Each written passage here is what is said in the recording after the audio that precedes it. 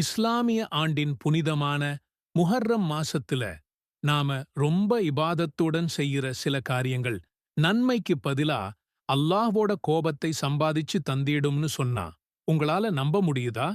ஆமாங்க, நாம நல்ல விஷயம்னு நினைச்சு செய்யற சில பழக்கங்கள் இஸ்லாத்துக்கே எதிரானதா இருக்க வாய்ப்பிருக்கு. அது என்னென்ன தவறுகள், அதிலிருந்து எப்படி விலகி இருக்கிறது? வாங்க இந்த வீடியோல முழுசா பார்க்கலாம். என் அன்பான சகோதர சகோதரிகளே, அல்லாஹ்வோட பேரருளால் நாம ஹிஜ்ரி ஆண்டோட முதல் மாதமான புனிதமிக்க முஹர்ரம் மாதத்தில் இருக்கோம். அல்லாஹ் குர்ஆன்ல சிறப்பா சொன்ன 4 புனித மாதங்கள்ல இதுவும் ஒன்னு. இந்த மாதங்கள்ல உங்களுக்கு நீங்களே அநீதி செஞ்சுக்காதீங்கன்னு அல்லாஹ் நம்மளை எச்சரிக்கிறான். இதுக்கு என்ன அர்த்தம்னா, இந்த மாதங்கள்ல செய்யற பாவங்கள் மத்த மாதங்கள்ல செய்யறத விட ரொம்பவே கடுமையானது. ஆனா நம்மில் பல பேர் இந்த மாதத்தோட உண்மையான புனிதம் தெரியாம பல தவறான நம்பிக்கைகள்லயும் செயல்கள்லயும் ஈடுபட்டுட்டு வர்றோம். இந்த வீடியோல நாம பொதுவா செய்யற அப்படிப்பட்ட 5 தவறுகளைப் பற்றியும், அதுக்கு சரியான இஸ்லாமிய வழிகாட்டுதல் என்ன, குர்ஆன் மற்றும் ஹதீஸ் ஆதாரங்களோட விளக்கமா பார்க்கப் போறோம். நாம செய்யற முதல் மற்றும் ரொம்ப பரவலான தவறு, முஹர்ரம் மாதத்தை, குறிப்பா முதல் 10 நாளை ஒரு துக்க மாதமாவும் அபசகுனமான காலமாவும் நினைக்கிறதுதான்.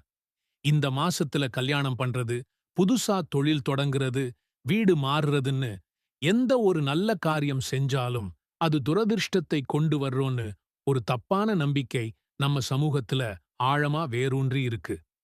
இதுக்கு காரணம் நபி ஸல்லல்லாஹு அலைஹி வஸல்லம் அவங்களோட பேரர் ஹுசைன் ரலியல்லாஹு அன்ஹு அவர்கள் கர்பலா போர்ல வீர மரணம் அடைஞ்ச துயரமான நிகழ்வு இந்த மாதத்துல நடந்ததுதான். இந்த துக்கத்தை காட்டுறதுக்காக சிலர் கருப்பு ட்ரெஸ் போடுறது, தங்களையே அடிச்சு வருத்திக்கிறது, ஒப்பாரி வச்சு அழுறது, ஊர்வலம் போறதுன்னு பல விஷயங்கள் செய்றாங்க. இதெல்லாம் ஹுசைன் ரலியல்லாஹு அன்ஹு மேல இருக்கிற அன்போட வெளிப்பாடுதான்னு நியாயப்படுத்துறாங்க.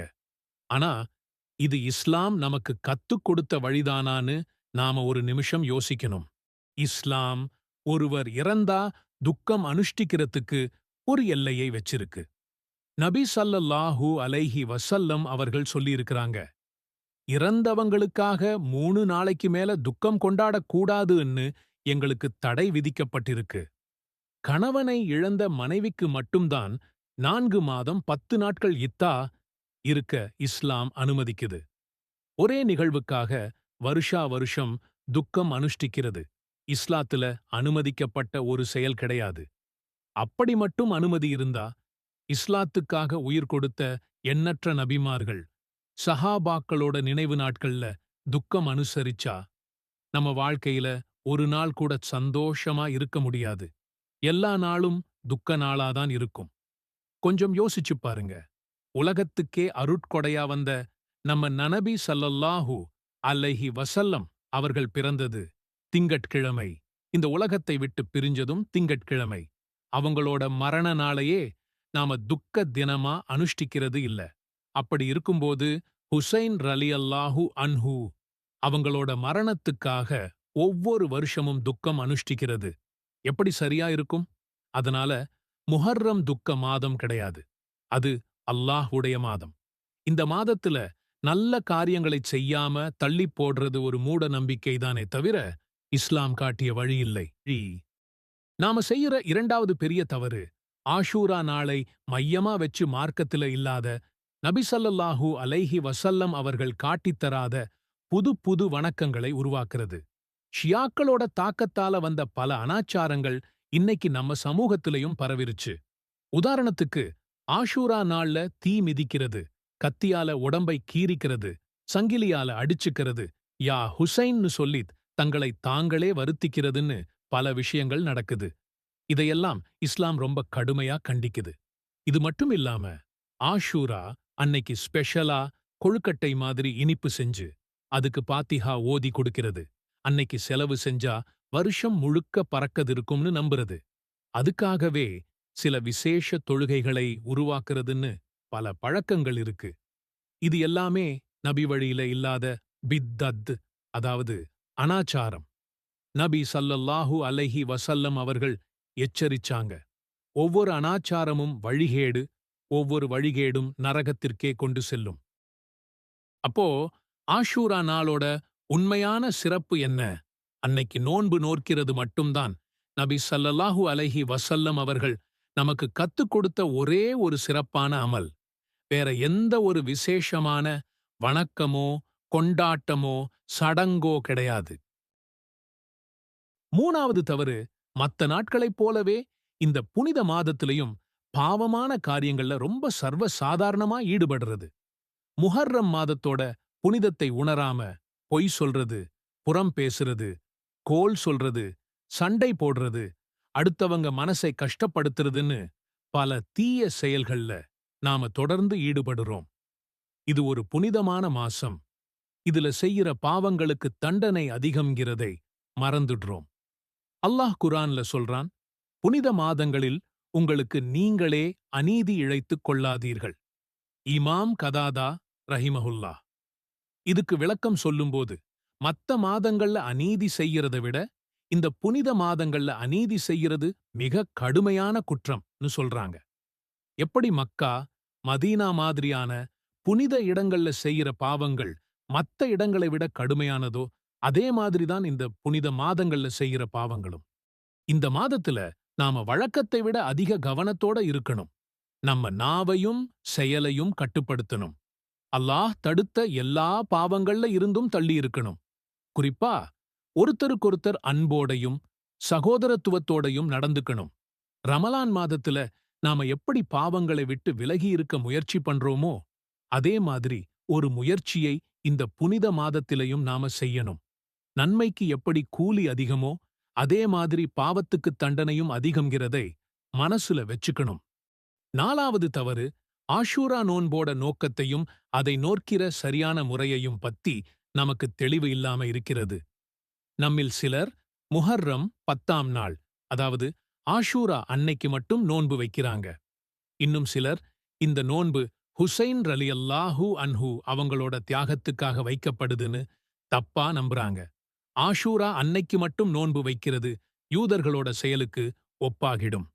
நபி ஸல்லல்லாஹு அலைஹி வஸல்லம் அவர்கள் யூதர்களுக்கு மாறு செய்யும்படி நமக்கு கட்டளையிட்டுள்ளார்கள். ஒருமுறை சஹாபாக்கள், அல்லாஹ்வின் தூதரே, இந்த நாளை யூதர்களும் கிறிஸ்தவர்களும் மதிக்கிறாங்களே என்று கேட்டபோது நபி ஸல்லல்லாஹு அலைஹி வஸல்லம் அவர்கள், அல்லாஹ் நாடினால் அடுத்த வருஷம் நான் உயிரோட இருந்தா 10வது நாளோட சேர்த்து 9வது நாளிலும் நோன்பு வைப்பேன்னு சொன்னாங்க. ஆனா அடுத்த முஹர்ரம் வர்றதுக்கு முன்னாடியே நபி ஸல்லல்லாஹு அலைஹி வஸல்லம் அவர்கள் வஃபாத் ஆகிட்டாங்க. இதிலிருந்து நாம கத்துக்க வேண்டிய பாடம், யூதர்களுக்கு மாறு செய்கிற விதமா முஹர்ரம் 9 மற்றும் 10 ஆகிய 2 நாட்கள்ல நோன்பு நோற்கிறதுதான் சுன்னா. இதுதான் மிகச் சிறந்த முறை. ஒருவேளை 9ஆம் தேதி வைக்க முடியலன்னா 10ஆம் தேதியோட சேர்த்து 11ஆம் தேதியும் நோன்பு வைக்கலாம். 5வது தவறு, கர்பலா நிகழ்வுக்கு அளவுக்கு அதிகமான முக்கியத்துவம் கொடுத்து இஸ்லாமிய வரலாறுல நடந்த மத்த எண்ணற்ற தியாகங்களை மறக்கிறது அல்லது அதை குறைச்சு மதிப்பிடுறது. ஹுசைன் ரலியல்லாஹு அன்ஹு அவங்களோட தியாகம் சந்தேகமே இல்லாம மகத்தானதுதான். ஆனா இஸ்லாத்துக்காக உயிர் கொடுத்த ஒரே தியாகி அவங்க மட்டுமில்லையே. நபி ஸல்லல்லாஹு அலைஹி வஸல்லம் அவங்களோட பத்ரு, உஹத் போர்ல உயிர் நீத்த சஹாபாக்களோட தியாகம், இஸ்லாத்தை ஏத்துக்கிட்டதுக்காகவே கொடூரமா கொல்லப்பட்ட சுமையா ரலியல்லாஹு அன்ஹா அவங்களோட தியாகம், பிலால் ரலியல்லாஹு அன்ஹு பட்ட கஷ்டங்கள், ஏன் பல நபிமார்கள் அநியாயமா கொல்லப்பட்டாங்களே, அந்த தியாகங்கள் எல்லாம் இதைவிட குறைவானதா என்ன? இப்ராஹீம் நபி தன் மகனையே அறுக்கத் துணிந்த தியாகம், இஸ்மாயில் நபி அதுக்கு கட்டுப்பட்ட தியாகம்னு இஸ்லாமிய வரலாறு முழுக்க தியாகங்களால நிறைஞ்சிருக்கு. இது எல்லாத்தையும் விட்டுட்டு ஒரே ஒரு நிகழ்வை மட்டும் எடுத்துக்கிட்டு அதுக்காக எல்லை மீறுறது இஸ்லாத்தோட சமநிலையான பார்வைக்கு எதிரானது. நாம எல்லா நபிமார்களையும் சஹாபாக்களையும் இஸ்லாத்துக்காக உழைச்ச தியாகம் செஞ்ச எல்லாரையுமே மதிக்கணும், அவங்களுக்காக பிரார்த்தனை செய்யணும். ஒருத்தரை உயர்த்தி மத்தவங்கள தாழ்த்துறது சரியான அணுகுமுறை கிடையாது. ஹுசைன் ரலியல்லாஹு அன்ஹு அவர்கள் சுவனத்து இளைஞர்களோட தலைவர் என்பதில் சந்தேகமே இல்லை. ஆனா அவங்களுக்காக இஸ்லாம் அனுமதிக்காத வழியில துக்கம் கொண்டாடுறது அவங்களுக்கு நாம செய்யற நன்மை இல்லை. உண்மையான அன்புங்கிறது அவங்க எதுக்காக போராடினாங்களோ அந்த சத்திய இஸ்லாத்தை நம்ம வாழ்க்கையில கடைப்பிடிக்கிறது தான். அநீதிக்கு எதிரா நின்ன அவங்களோட வீரத்தை நினைச்சு பார்த்து நாமும் நம்ம வாழ்க்கையில அநீதிக்கு எதிரா குரல் கொடுக்கணும். அதுதான் நாம் அவங்களுக்கு செய்யற உண்மையான மரியாதை.